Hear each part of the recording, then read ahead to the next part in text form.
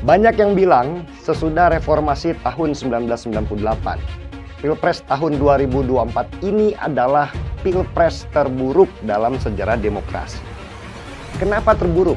Kerusakan pertama ada pada waktu Gibran, anak Presiden Jokowi, dipaksakan untuk menjadi calon wakil presiden dengan mengubah undang-undang lewat Mahkamah Konstitusi dengan bantuan Paman Usman yang sempat menjadi ketua. Dan lucunya, disambut dengan riang gembira oleh orang-orang yang seharusnya bisa menjaga alam demokrasi ini. Mereka jadi seperti robot, membenarkan kesalahan yang terjadi hanya karena Gibran adalah anaknya Jokowi. Wah, kalau mau disebutkan satu persatu di sini, gak akan cukup saking banyaknya pelanggaran. Dan banyak lagi peristiwa yang membuktikan bahwa aura-aura Orde Baru yang militeristik ini mulai muncul kembali. Gak tahu saya, apa yang salah dengan Pak Jokowi? Presiden yang lahir di era reformasi ini malah mengajarkan kemunduran demokrasi.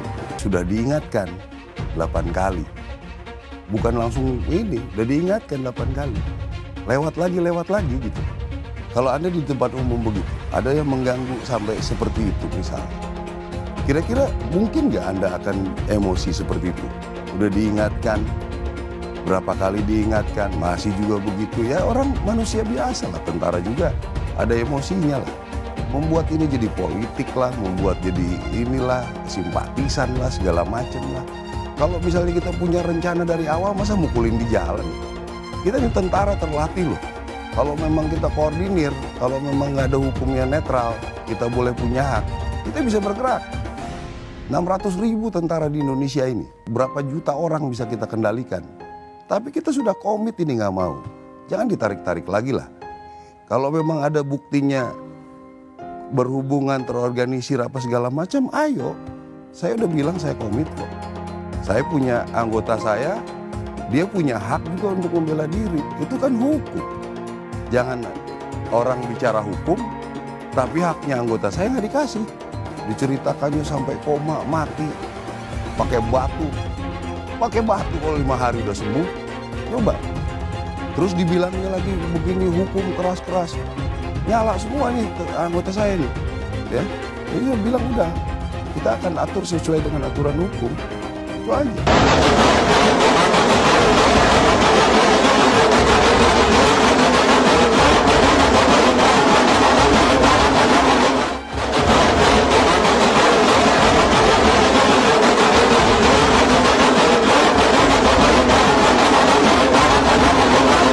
Tahun 2023 menjelang tahun 2024 kemarin ditutup dengan aksi kekerasan.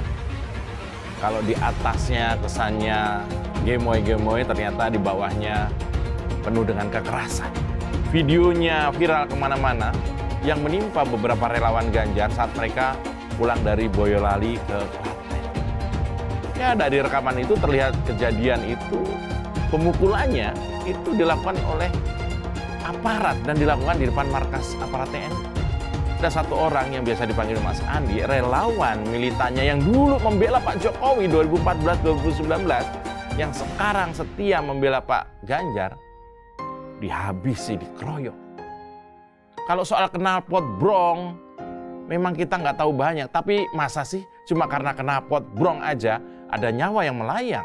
Karena faktanya justru dari relawan Prabowo Gibran ini yang banyak mengorganisir seolah-olah relawannya menggunakan kendaraan dengan suara bisik. Apa knalpot yang brong itu bisa jadi dalih atau alasan untuk membenarkan aksi pengeroyokan? Tentu saja tidak. Sedangkan dari kasus yang di Jogja ada 2 pelaku penganiayaan, Bung Muhandi Mawanto, yang kemudian juga ditangkap. Tapi memang saya ingin menyoroti salah satu bagi saya dalam potensi kelemahan, yaitu statement dari Komandan Kodim Boyolali. Begitu dilihat dari videonya dan setelah ada penjelasan dari korban, ini ternyata mengkonfirmasi apa yang terlihat di video. Jadi bukan seperti statement yang dinyatakan oleh Komandan Kodim Boyolali. Inilah yang kemudian direspon oleh Mas Ganjar di video tadi, di situ jelas kalau dari videonya tidak ada proses kesalahpahaman. Yang ada adalah langsung penyerangan. Oknum anggota yang sedang berolahraga ini kemudian keluar untuk menghentikan, membubarkan sampai terjadinya penganiayaan. Ya harus ditindak. Pertama, kepada korban kami sudah melakukan penyantunan. Mas Ganjar sekarang baru saja ini beberapa jam lalu sedang menengok, dan sejauh yang saya dengar dari kalangan TNI sudah ditindak, dan itu memang harus ditindak dan tidak mungkin tidak diketahui pelakunya karena CCTV di jalan itu sudah menunjukkan siapa orang-orangnya dan bagaimana terjadinya. Menyembunyikan hal seperti ini sesuatu yang tidak mungkin, sehingga lebih baik diungkap sebelum yang tersembunyi itu dibuka oleh orang lain yang sudah punya bukti-bukti juga. Gitu aja, saya kira sportivitas TNI dipertaruhkan dalam hal ini. Tanpa peringatan. Jadi ini tidak ada komunikasi sebelumnya. Karena saya ikuti ceritanya katanya diperingatkan, nggak ada itu. Kalau dari korban nggak ada. Jadi saya ingin luruskan agar tidak bengkok-bengkok. Dan saya kira hanya pengadilan yang bisa memutuskan dengan baik. Agar jadi peringatan untuk kita semua. Sesudah keputusan MK. Dan kemudian di MK dibentuk MK-MK. Yang hasilnya mengatakan bahwa terjadi pelanggaran etika berat yang menyebabkan keputusan yang dibuat oleh MK secara etika bermasalah. Sesudah Bapak mendengar bahwa ternyata pencalonan persyaratannya bermasalah secara etika, pertanyaan saya, apa perasaan Bapak ketika mendengar bahwa ada pelanggaran etika di situ? Bagaimana perasaan Mas Prabowo? Soal etik. Enggak semua etik. Oposisi itu penting dan sama-sama terhormat. Sayangnya tidak semua orang tahan untuk berada menjadi oposisi. Oke? Seperti sampaikan Pak Prabowo tidak tahan untuk menjadi oposisi. Apa yang terjadi? Beliau sendiri menyampaikan bahwa tidak berada dalam kekuasaan membuat tidak bisa berusaha. Karena itu harus berada dalam kekuasaan. Pak Prabowo, terima kasih Pak. Saya tahu visi beliau, mimpi beliau. Beliau adalah tokoh ya yang genuine. Ini paling penting genuine. Saya merasa alhamdulillah saya bersatu dengan Pak Jokowi. Pada dasarnya kita sadar bahwa kita dua-duanya bekerja untuk bangsa dan negara dan rakyat. Cari teman, rukun, kerjasama, teamwork. Pak Prabowo, karena nomor 2 saya pertanyaannya 2. Ada 12 kasus pelanggaran HAM berat. Mulai dari peristiwa 65, penembakan misterius, Talang Sari, penghilangan paksa sampai Wamena. Pertanyaan kedua, di luar sana menunggu banyak ibu-ibu, apakah Bapak bisa membantu menemukan di mana kuburnya yang hilang agar mereka bisa berziarah? Apalagi mau ditanya kepada saya sudah menjawab berkali-kali, ada rekam digitalnya. Saya sudah jawab berkali-kali, tiap 5 tahun kalau polling saya naik, ditanya lagi soal itu.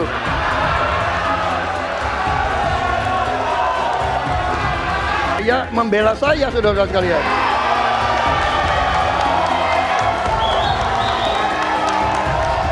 Jadi masalah HAM jangan dipolitisasi, Mas Ganjar ya. Apa komentar Pak Prabowo terhadap putusan MK yang melahirkan MK-MK itu?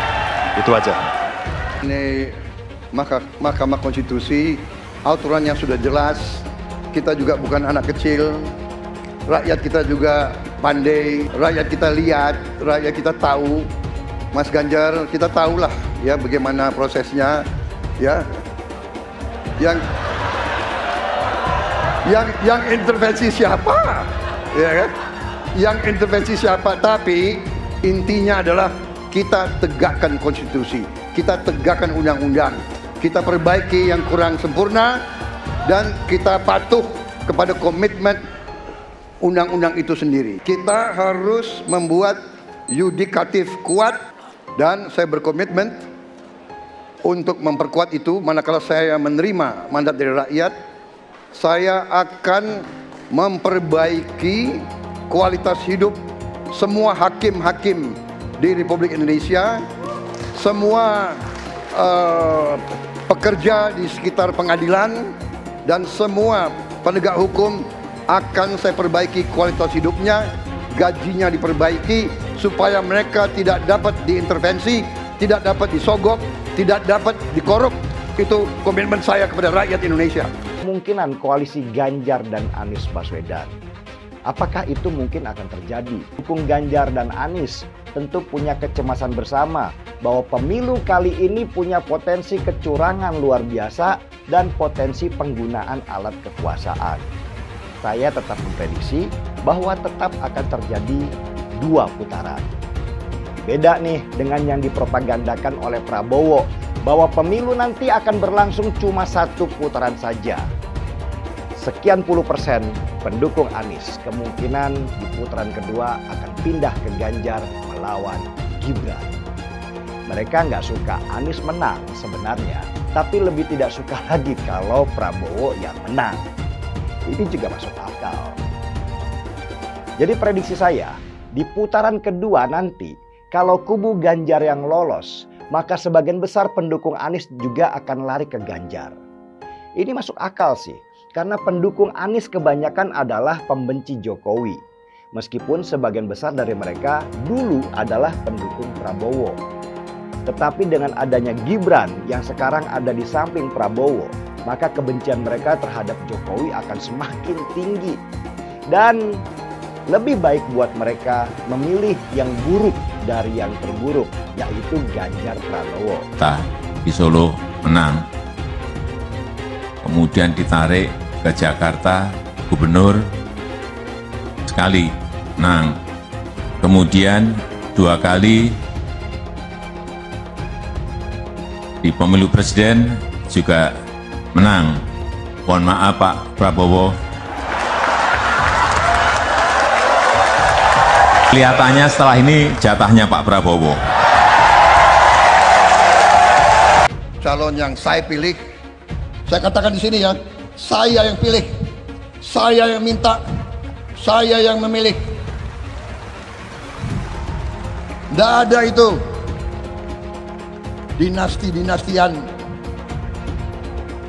Kalau dinasti merah putih, apa salahnya?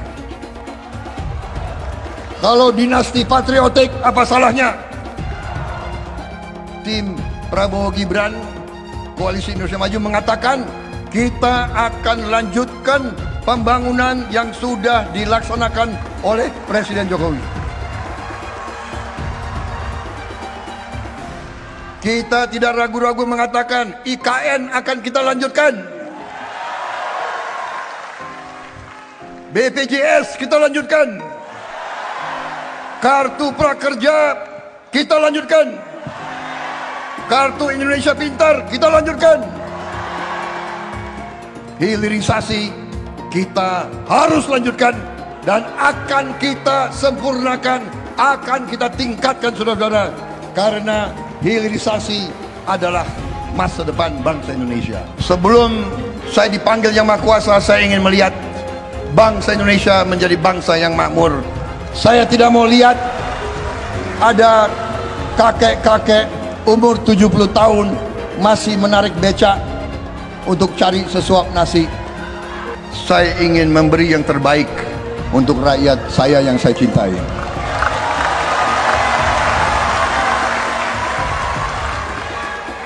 Saya selalu menggaungkan yang namanya narasi keberlanjutan, narasi penyempurnaan. Jadi nggak ada yang namanya arah baru atau perubahan. Kalau surveinya bagus, kita kerja keras lagi biar bisa 1 putaran.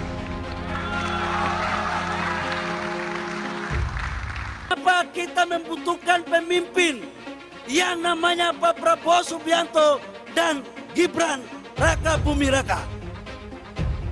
Saudara-saudara semua, Indonesia adalah negara besar. Tidak bisa dipimpin oleh orang-orang yang baru berpikir mau coba-coba nanti akan. Pak Prabowo adalah figur yang sangat luar biasa syarat dengan pengalaman. Beliau adalah mantan jenderal, mantan komandan Kopassus, Pangkostrat, dan sekarang jadi Menhan yang disegani di dunia internasional. Mas Gibran adalah anak muda yang visioner, yang berangkat dari UMKM, yang sekarang menjadi wali kota sukses memimpin kota Solo. Kalau ada capres-capres atau cawapres yang menyinggung kita, jangan kita tanggapi berserius terlalu. Kita happy aja, kita santai saja. Biasanya kalau yang sudah mau kalah itu panik dan bawaannya marah-marah saja. Itu biasanya marah-marah saja terus. Dan kalau yang menang itu biasanya senyum-senyum saja. Dan insya Allah saya yakinkan Prabowo Gibran insya Allah akan memenangkan pertarungan Pilpres pada 2024 tanggal 14 Februari. Setuju? Pak Prabowo maju jadi presiden, partainya sendiri, tidak ada yang mengendalikan. Nah, biayanya saya yakin dia punya uang. Kepentingan pribadinya nggak ada. Anaknya cuma satu, sudah mandiri itu menjadi desain interiornya BMW. Nggak ikut politik, jauh dari politik. Ya kan? Kepentingannya apa? Hanya kepentingan ingin mewakalkan diri bagi bangsa. Artinya, dalam diri Prabowo hanya ada Prabowo Subianto, nggak ada yang lain. Saya mensyukuri kenapa kalah, kenapa ditahan. Saya bersyukur atas itu semua. Saya coba bayangkan ya, kalau seandainya waktu itu kita menang gitu ya, hari ini belum tentu kita bisa nikmati seperti ini. Kita bersyukur 5 tahun Tuhan izinkan kasih ke orang yang pintar ngomong untuk kerja. Coba kalau kita bayangkan gitu ya, kalau kemarin saya masih jadi gubernur, ini saya udah turun ini. Tapi yang pintar ngomong itu dikira orang hebat kan? Ini lebih berbahaya tahun 2024, langsung ketahuan karakternya. Langsung ketahuan itu. Di saya juga ada kutipan Pak di kamar saya Pak. Tulisannya, Jakarta telah mengambil keputusan yang fatal. Jangan hanya konsentrasi pada pembangunan benda-benda mati yang indah difoto dan bisa ditunjukkan dalam 5 tahun hasilnya.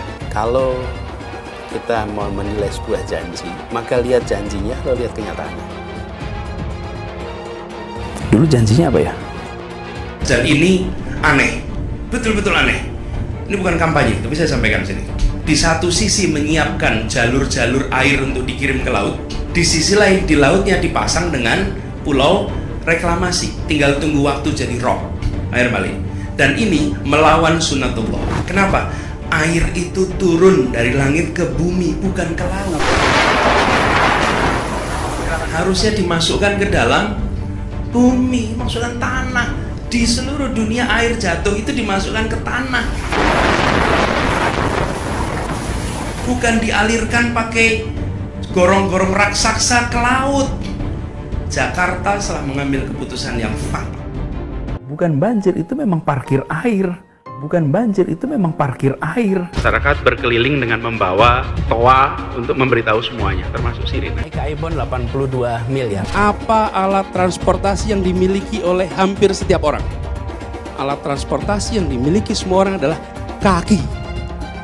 Kalau seandainya orang Jakarta percaya Pak Anies jadi gubernur pun, saya berani jamin kok dia akan lakukan normalisasi yang sama seperti saya lakukan kok. Gak usah bohong lah. Ketika air sampai di muara, maka siap untuk dipompa ke laut. Pancasila Soekarno, ketuhanan ada di pantai. Anak Tuhan dari mana? Kalau Yesus anak Tuhan, bidangnya siapa? Besok di seluruh wilayah Indonesia kami katakan damai. Iblis hanya menggoda orang yang beriman. Makanya jarang-jarang orang kafir kerasukan setan. Yang kerasukan setan itu orang baik-baik. Jarang, saya belum pernah nengok Cina kerasukan setan. Pernah tak Ahok itu kerasukan setan? Enggak, setannya juga. Karena sesama setan jarang saling menggoda. Karena di salib itu ada jin kafir. Karena di salib itu ada jin kafir. Karena di salib itu ada jin kafir. Haleluya. Kepalanya ke kiri apa ke kanan? Kepalanya ke kiri apa ke kanan? Tetap percaya salib itu lambang mulia, bukan jin. Kok ketawa? Aku nggak nyindir siapa-siapa loh. Saya nggak pernah mundur untuk kebenaran, keadilan, kejujuran. Dan peri kemanusiaan, gue nggak pernah mundur. Dan gue nggak pernah takut juga sama lu. Siapapun yang rasis, gue akan hadapin. Karena rasis itu tidak berperi kemanusiaan. Sama saya ditanya dulu kan, kamu nyesel nggak statement kamu di Pulau Seribu sehingga masih masuk penjara? Tidak pernah nyesel, karena saya mengatakan kebenaran. Relawan Anies yang mayoritas pengasuh khilafah, seperti kadrun FPI dan HTI, ingin melengsarkan Pak Jokowi. Dengan menggunakan politik identitas, relawan Anies akan menggulingkan Jokowi. Tapi pendukung Anies lupa bahwa 82% penduduk Indonesia suka dengan kinerja Pak Jokowi. Ingat, di belakang Anies ada ormas pengasuh khilafah, seperti FPI, HTI, PA212. Saya yakin sebentar lagi karma Ahok akan mengejar Anies Baswedan. Banyak yang bilang sesudah reformasi tahun 1998, Pilpres tahun 2024 ini adalah Pilpres terburuk dalam sejarah demokrasi. Kenapa terburuk? Kerusakan pertama ada pada waktu Gibran, anak Presiden Jokowi, dipaksakan untuk menjadi calon wakil presiden dengan mengubah undang-undang lewat Mahkamah Konstitusi dengan bantuan Paman Usman yang sempat menjadi ketua. Dan lucunya disambut dengan riang gembira oleh orang-orang yang seharusnya bisa menjaga alam demokrasi ini. Mereka jadi seperti robot, membenarkan kesalahan yang terjadi hanya karena Gibran adalah anaknya Jokowi, orang yang dipuja karena dianggap berhasil membangun Indonesia. Kerusakan di sistem-sistem demokrasi kita yang dulu diperjuangkan oleh para mahasiswa untuk melawan Orde Baru yang berkuasa 32 tahun lamanya dengan cara-cara yang menjijikkan. Dan kejadian itu membuat ribut se-Indonesia Raya karena akal sehat kita itu seperti dipaksa menerima sebuah pembenaran, bukan kebenaran, bahwa Gibran layak jadi calon wakil presiden. Orang seolah nggak bisa lagi membedakan mana keberhasilan pembangunan dan mana kerusakan yang terjadi dalam sistem hukum kita. Kalau dibilang berhasil membangun Indonesia, Presiden Soeharto dulu bisa dibilang berhasil membangun negeri yang berantakan sesudah perang ini. Dan kalau melihat cara-cara pemerintah sekarang dalam penyelenggaraan Pilpres, apa coba bedanya dengan Orde Baru? Mobilisasi aparat, perangkat desa, itu terus dilakukan supaya bisa berkuasa. Tapi toh, karena seringnya dipuji sebagai bapak pembangunan Indonesia, membuat Soeharto lupa diri dan terus memaksakan dirinya untuk seumur hidup mencoba menjadi presiden. Wah, kalau mau disebutkan satu persatu di sini, nggak akan cukup saking banyaknya pelanggaran. Tapi mau rakyat teriak apapun, telinga pemerintah ini tetap tuli. Malah mereka membangun lebih masif dengan membungkus Jokowi sebagai berhala, sebagai seorang sinterklas, supaya bisa menguntungkan suara anaknya yang jadi salah satu calon. Ada surat suara yang dikirim lebih dulu ke luar negeri. Ada surat suara yang disimpan di gudangnya warga. Ada simulasi pencoblosan dengan kertas suara yang hanya berisi 2 paslon saja. Ada pembagian bansos dan pupuk subsidi yang dipropagandakan itu sebagai kebaikan hati dari Jokowi. Bukan memang itu adalah bagian dari tugas negara. Nggak ada lagi konsep demokrasi. Yang ada adalah ketakutan yang disebar bahwa Pilpres kali ini pemenangnya itu sudah ditentukan. Dan setiap hari kita menonton dan membaca berita kecurangan yang dilakukan tanpa ada rasa sungkan. Dengan frekuensi yang sama banyaknya dengan berita kriminal. Dan perasaan terintimidasi persis zaman Orde Baru itu mulai muncul di mana-mana. Ada peserta kampanye yang digebukin oleh tentara. Ada Bawaslu yang tugasnya mengawal pemilu malah dilaporkan. Dan jurnalis-jurnalis mulai merasakan aura negatifnya ancaman. Kebayang nggak kalau pas diumumkan hasil suara, mereka yang kalah tidak akan terima karena sudah terpersepsi bahwa panitia curang sehingga nanti ada potensi terjadi gesekan di mana-mana. Dan baru kali ini pemerintah yang seharusnya jadi panitia penyelenggara kompetisi Pilpres malah ikut jadi pemain juga. Alhasil kacau semua dan tingkat kepercayaan rakyat terhadap hasil Pilpres 2024 ini semakin turun ke bawah. Banyak yang nggak percaya Pilpres kali ini akan berlangsung adil. Padahal seharusnya dia bisa meninggalkan legasi yang baik. Dan bahayanya ketika Jokowi berhasil dengan proyek penghancuran demokrasi ini akan menjadi acuan buat rezim-rezim selanjutnya bahwa situasi seperti ini bisa dilakukan supaya mereka nanti tetap berkuasa. Dan banyak lagi peristiwa yang membuktikan bahwa aura-aura Orde Baru yang militeristik ini mulai muncul kembali. Gak tahu saya, apa yang salah dengan Pak Jokowi? Presiden yang lahir di era reformasi ini malah mengajarkan kemunduran demokrasi. Jadi apakah kita akan diam saja? Tidak, kita harusnya melawan. Kita akan datang ke TPS-TPS nanti tanggal 14 Februari untuk menghadang kerusakan demokrasi dengan cara yang demokratis. Jangan abai, ketidakpedulian kita sekarang ini akan berdampak buruk buat keberlangsungan demokrasi kita nanti di belakang. Semakin dekat Pilpres, relawan Anies semakin beringas dan Anies semakin galau. Dengan menggunakan politik identitas, relawan Anies akan menggulingkan Jokowi. Relawan Anies yang mayoritas pengasuh khilafah seperti kadrun FPI dan HTI ingin melengsarkan Pak Jokowi. Tapi pendukung Anies lupa bahwa 82% penduduk Indonesia suka dengan kinerja Pak Jokowi. Saya pikir kalau terjadi baku hantam, maka ada 82% yang akan menghajar kadrun pengasuh khilafah itu. Nasdem pun semakin pusing melihat Anies karena elektabilitas Anies semakin jatuh dan banyak kader-kader Nasdem terjerat kasus korupsi seperti belakangan kasus korupsi BTS. Kasus korupsi 8 triliun yang dilakukan oleh kader terbaik Nasdem yaitu Johnny G. Plate ini sangat menghantam Partai Nasdem, Menteri dari Kementerian Pertanian, di mana ini juga adalah dari Partai Nasdem. Apalagi belakangan ada 120.000 kader dari Partai Nasdem pindah ke Partai Perindo. Semenjak Nasdem mengusung Anies, banyak sekali petaka yang diterima oleh Nasdem. Apakah ini merupakan karma dari Ahok? Silahkan komentar di kolom komentar. Yang jelas saya tidak akan memilih Anies, karena Anies bukan pribumi yang jelas. Dan Anies juga merupakan antitesis daripada Jokowi. Antitesis artinya bertolak belakangan dengan semua kebijakan Jokowi. Anies sudah terang-terangan menyebutkan dia tidak akan melanjutkan kinerja dari Pak Jokowi. Tidak ada infrastruktur yang akan dibangun jika Anies memimpin Indonesia 5 tahun ke depan. Lagi pula Anies juga didukung oleh khilafah dan pendukung Anies dari ormas seperti FPI dan juga HTI.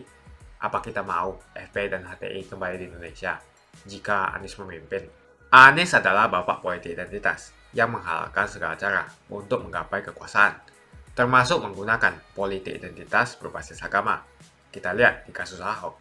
Kita sudah bisa melihat kinerja Anies selama 5 tahun di Jakarta. Dan ini merupakan rekam jejak Anies Baswedan. Tidak ada satupun janji yang dipenuhi dan tidak ada kinerja yang bisa dibanggakan. Dari DP 0%, OKOC, kelebihan bayar, Formula E, banjir, sumur resapan, jalan rusak, dan gonta-ganti nama jalan. Jadi saya rasa tagline perubahan yang diusung Anies adalah tagline merubah kata korupsi menjadi kelebihan bayar, supaya semua koruptor tidak dijerat oleh pasal korupsi. Karena mereka semua hanya melakukan kelebihan bayar. Jadi perkataan Ahok sudah terbukti dan Jakarta sudah menjadi korban. Jangan biarkan Indonesia menjadi korban kibulan Anies Baswedan. Suara minoritas jangan lagi merasa takut untuk memilih pemimpin yang membela hak minoritas. Karena Anies jelas hanya memanfaatkan suara minoritas untuk mendapatkan suara. Ingat, di belakang Anies ada ormas pengasuh khilafah, seperti FPI, HTI, PA212. Saya yakin sebentar lagi karma Ahok akan mengejar Anies Baswedan. Begitu saja opini saya hari ini, tuliskan opini kalian tentang Anies Baswedan di kolom komentar. Dan juga tuliskan pendapat kalian tentang people power oleh relawan Anies untuk melengsarkan Pak Jokowi. Tuliskan pendapat kalian. Jika kalian siap untuk melawan people power yang digaungkan oleh relawan Anies, ayo tuliskan lawan people power di kolom komentar. Pastikan Anda semua like video ini dan bagikan video ini ke teman dan family Anda supaya mereka semua mengetahui tentang informasi ini. Tekan tombol subscribe dan bunyikan lonceng notifikasi supaya kamu tidak ketinggalan.